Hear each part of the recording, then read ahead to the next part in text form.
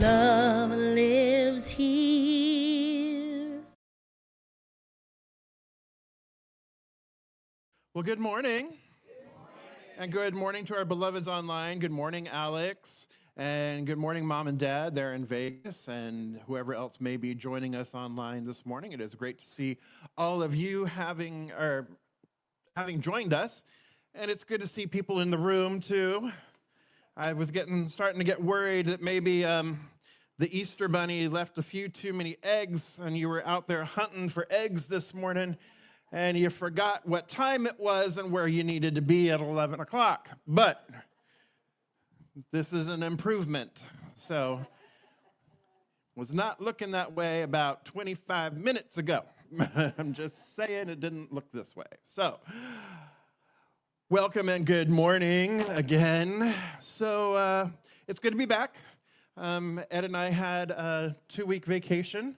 Ed had his birthday, and then I had Jeffmas. In fact, Jeffmas is continuing. I think today is the 9th day of Jeffmas. So in case you missed it, this is the 9th day of Jeffmas. So there we are. So Jeffmas officially ends. The 12th day of Jeffmas is April 23rd. So you still have time, people. I'm just saying. Okay. I am.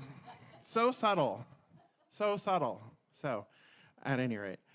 So today we are talking about union with the divine.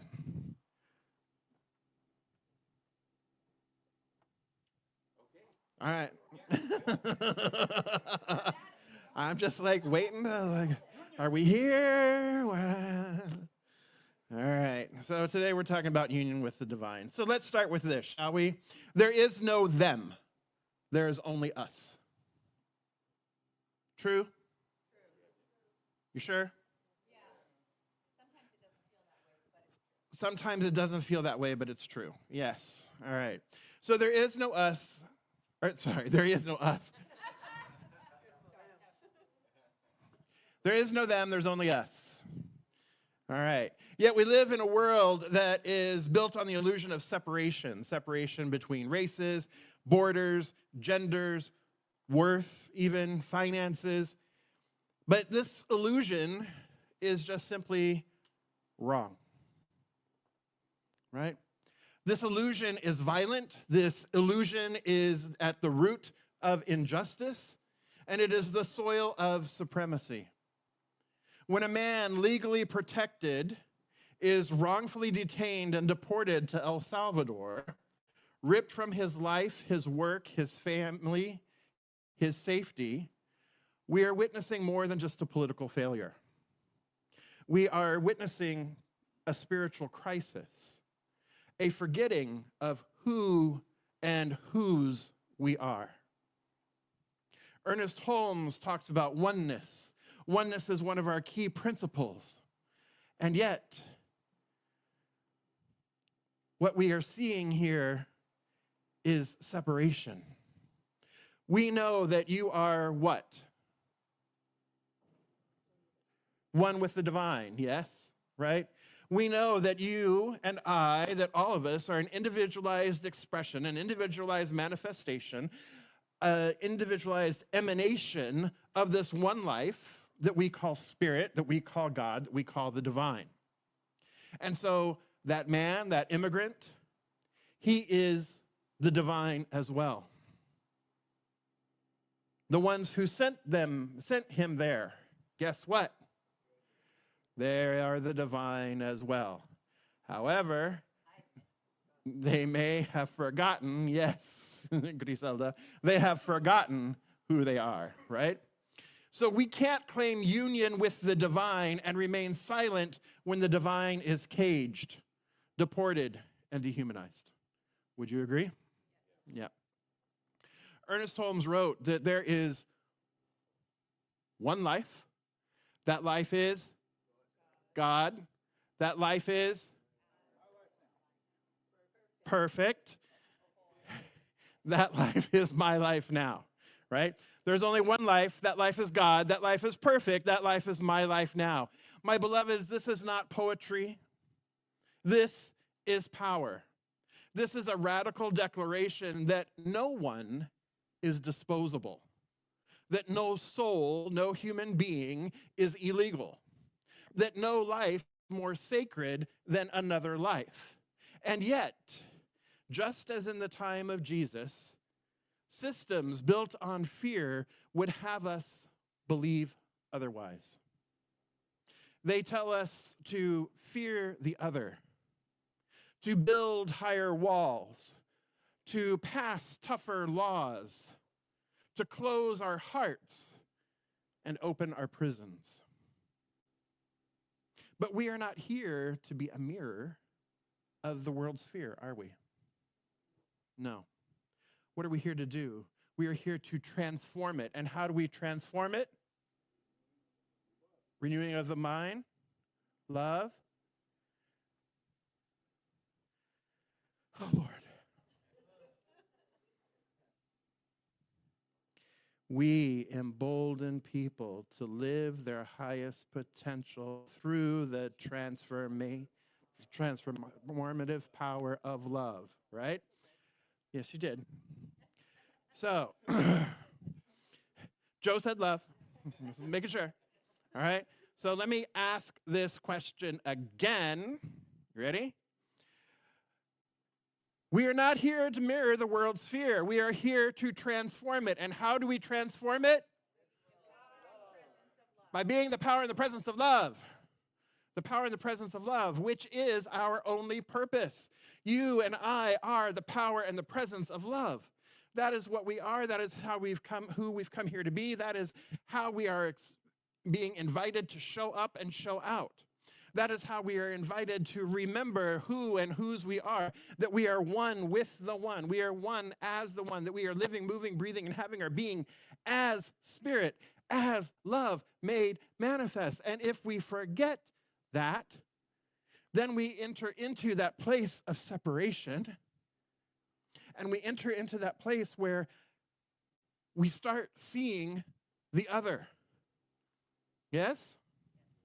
So our oneness is not to be a little private little comfort, like, oh, I'm one with God, yay, right? Our oneness is a public call to action. It means, my beloveds, that we advocate, that we interrupt, that we refuse to look away. We do not assert our oneness with the divine while turning our backs on its living embodiment in our immigrant siblings, in the unhoused, in the criminalized, in the silenced, in the LGBTQ community, in women's rights, in education, in equity, in inclusion, in diversity. We do not turn our backs to the living embodiment of spirit. So how many of you have had a numinous experience? 1, 2, 3, maybe 4, 5. Right? Yes, let's have a definition of the numinous experience for those of you who did not read my email. Because had you read the email, you wouldn't have a definition of the numinous experience. But you're here now. Just saying, I don't write these for my health. I write them for you.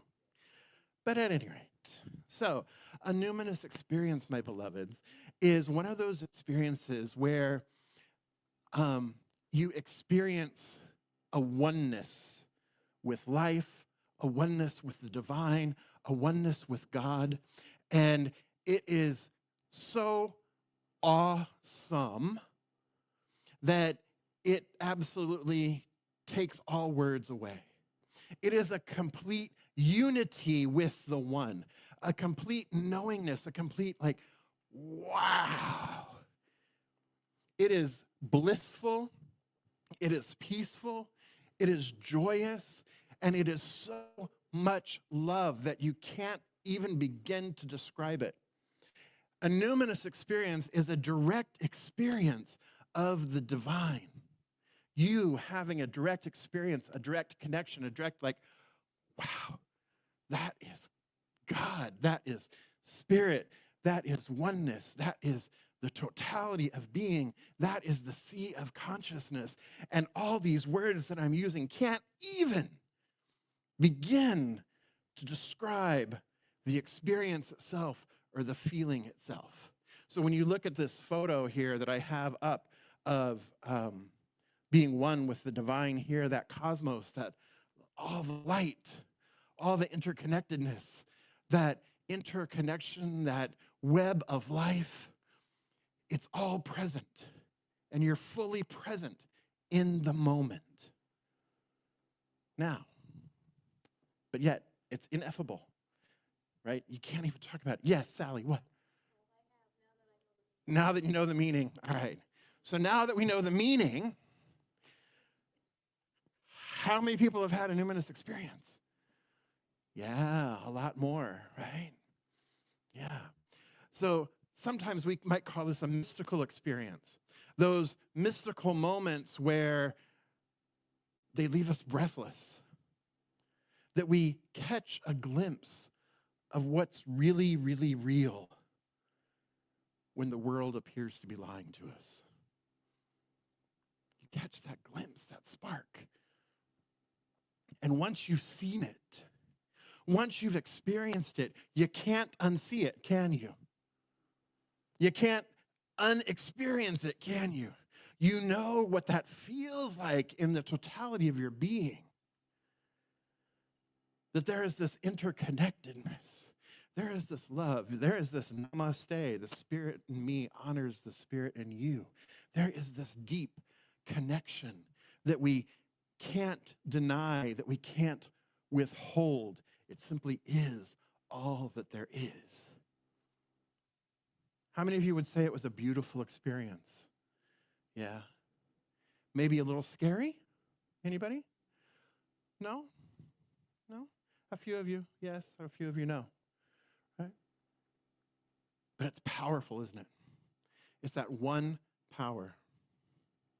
So when you feel that deep presence in meditation or that stillness under the stars, that's not a fantasy. That's clarity. That's alignment. And we're not just called to feel that union, but to live from that union.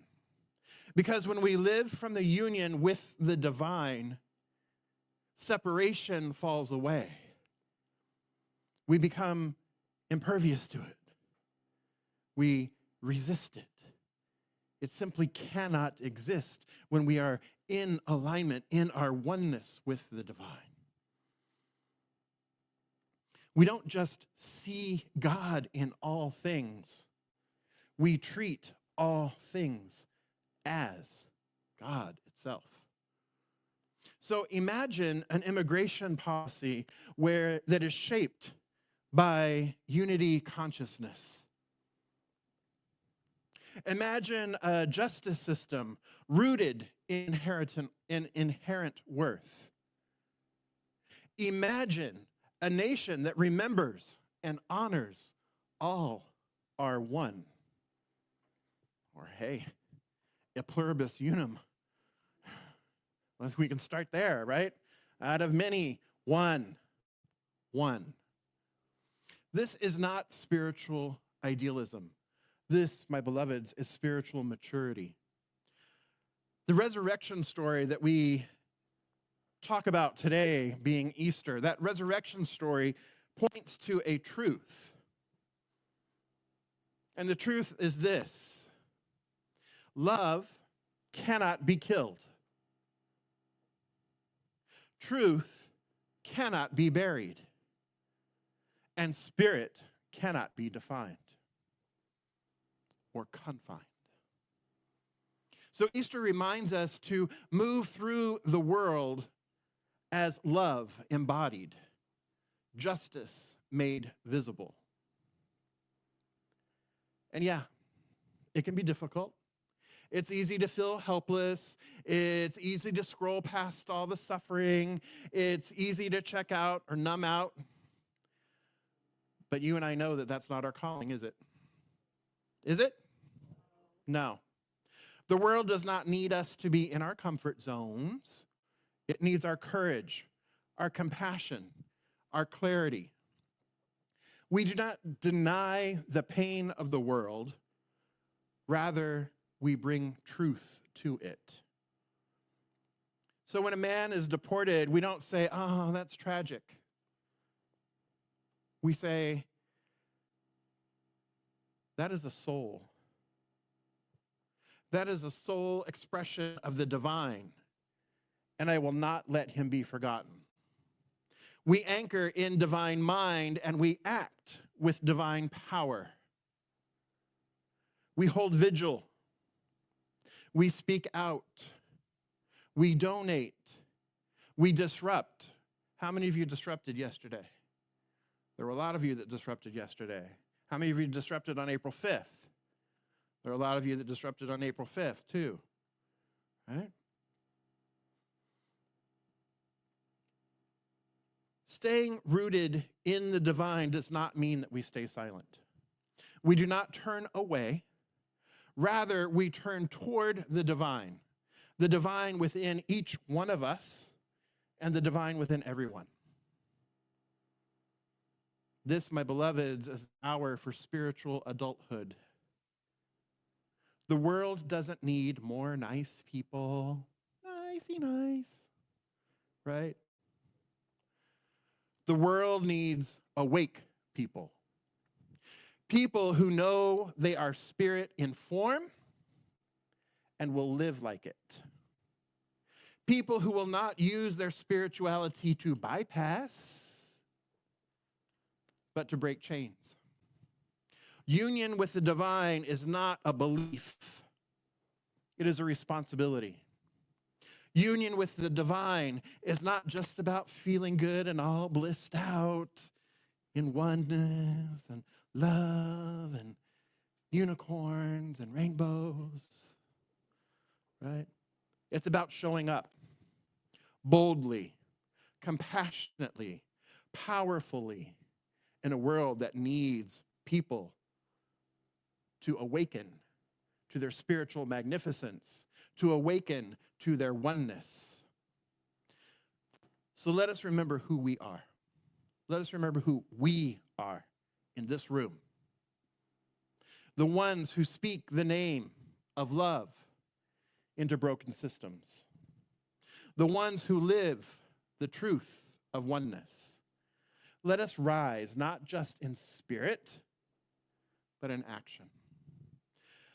Let us be the answer to the prayer for justice.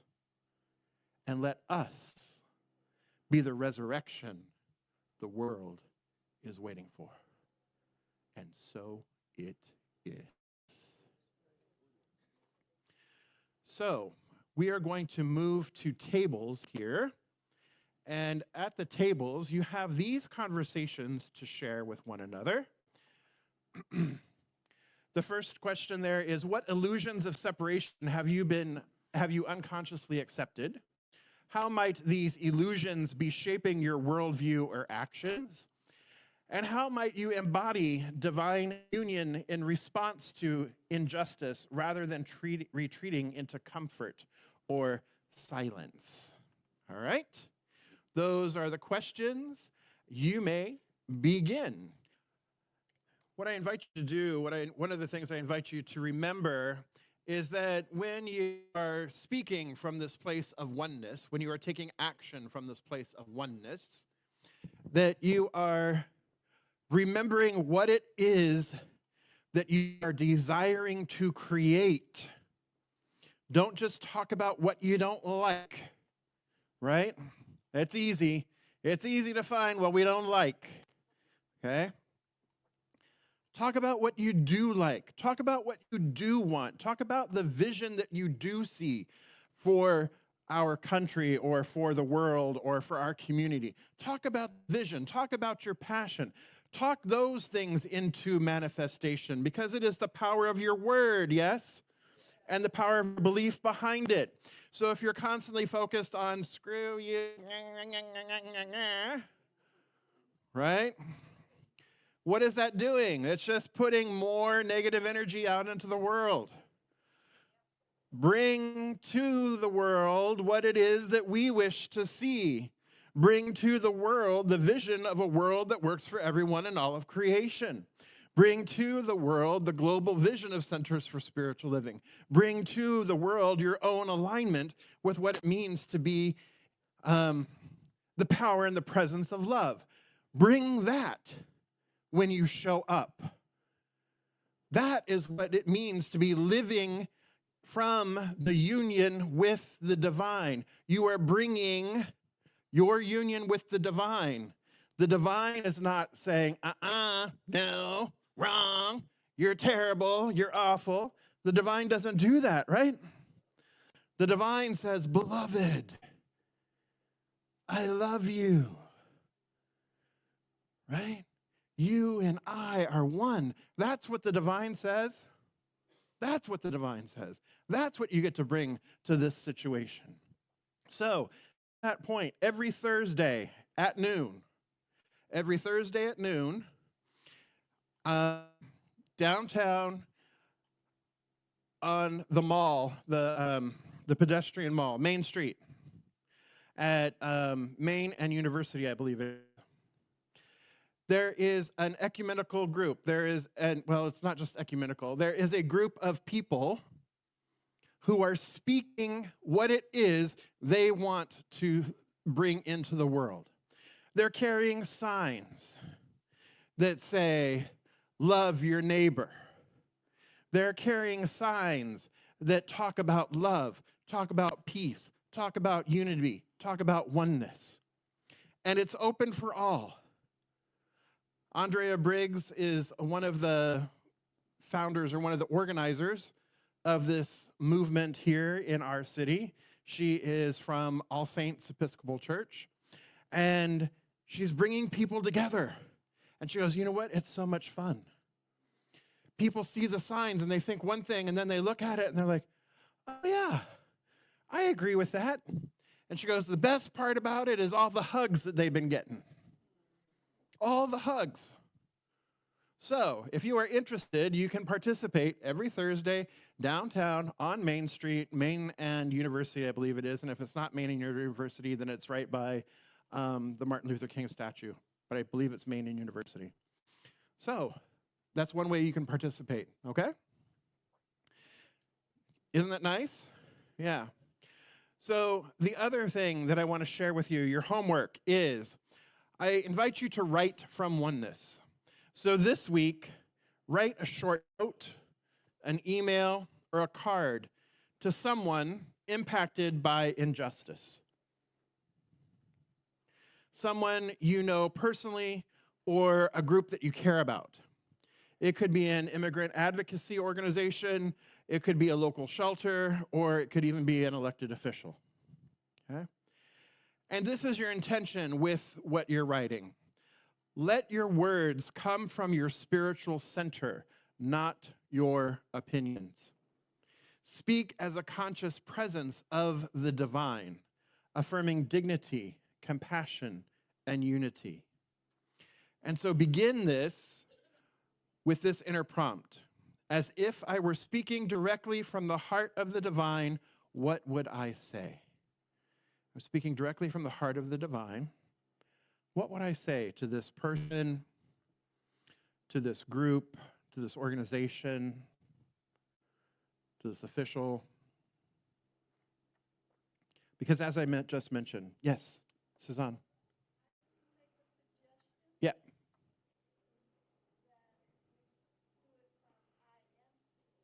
Yes, I am speaking. Yes, exactly. I said you. Oh, yeah, okay. Do it as you were speaking from I am speaking from the heart of the divine. That's your prompt. I am speaking from the heart of the divine, and this is what I want to say. Thank you, Suzanne. All right?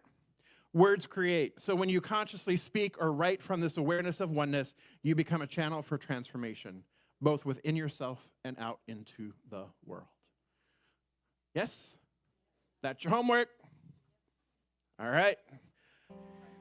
Oh, yeah, and the affirmation cards that are there, those go home too. So if you get affirmation cards on the table, you can take those with you as well. Collect them, take them with you, use them as bookmarks. All right. So let's come together in consciousness, shall we? Recognizing right here, right now, there simply is one infinite, eternal presence and power, the one life, the one love that is all through all as all, forever expanding, forever expressing itself through and as all of creation, through and as all of life. That the universe is the manifest body of this one life. In the beginning was the one, and it brought forth all of creation, and that which it did not create was never ever created. Therefore, I know that I am one with this one. I am inseparable from it. I am in harmony with it. I live, move, breathe, and have my being in, through, and as it as me. I live from this place of oneness. I live from this numinous experience. I live from the complete knowing that who I am, that who each one is the power and the presence of love here and now. And so I speak my word for this beloved Riverside Center for Spiritual Living, for each one who is a friend, a member, and an acquaintance,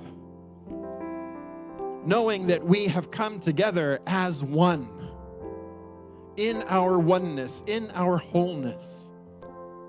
And we come together in one united voice, speaking this truth, speaking the truth of oneness, recognizing and seeing the divine in each and every person, each and everything. That all of life, all of creation, we are one with it. And so we live from this place of unity. We live from this place of love. We live from this place of oneness, this place of wholeness. So there can be no separation. For truly there is only love. And love lives here in the heart of each one of us and expands forth in greater and greater and more magnificent ways. And so we are awake. We are awake to our spiritual magnificence. And we shine this light, awakening others as we too have been awakened. And so we rise this day, rise as one, knowing that all is love, all are holy, all are worthy, all are one. And so it is.